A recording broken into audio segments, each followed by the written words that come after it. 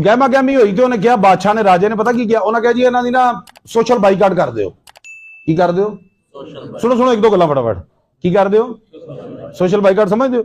इन्होंने लैन देन बंद कर दो, खरीदो फरोख्त बंद कर दो।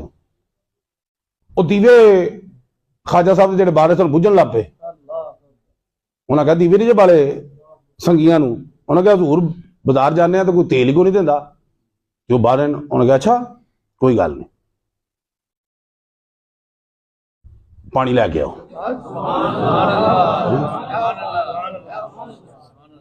पानी लैके आओ है। हथ मुबारक धोते, वो जेड़ा पानी उन्होंने हथां नूं चुम के भांडे च गया, क्या इन्हों जाके दीवियां च पा दो।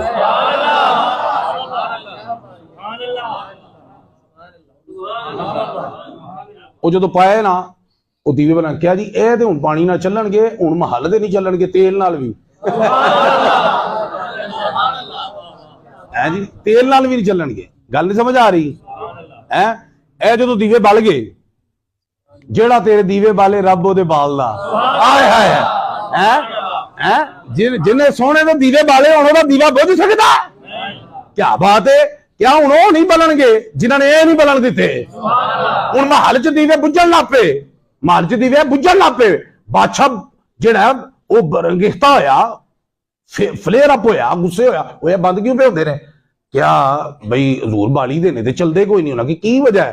तेल नहीं जी, तेल पाई दा पानी बन जाता है।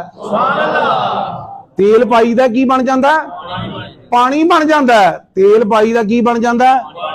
वो तेल पिया पांदा है, वो पानी बन जाता है। इत्थे बाबा पानी पिया पांदा है, वो तेल बन जाता है। गल कोई समझ आ रही तुहानू कि कोई नहीं आ रही? आ रही है समझ तुहानू? है ए बाबा मैनू दीन च मेरी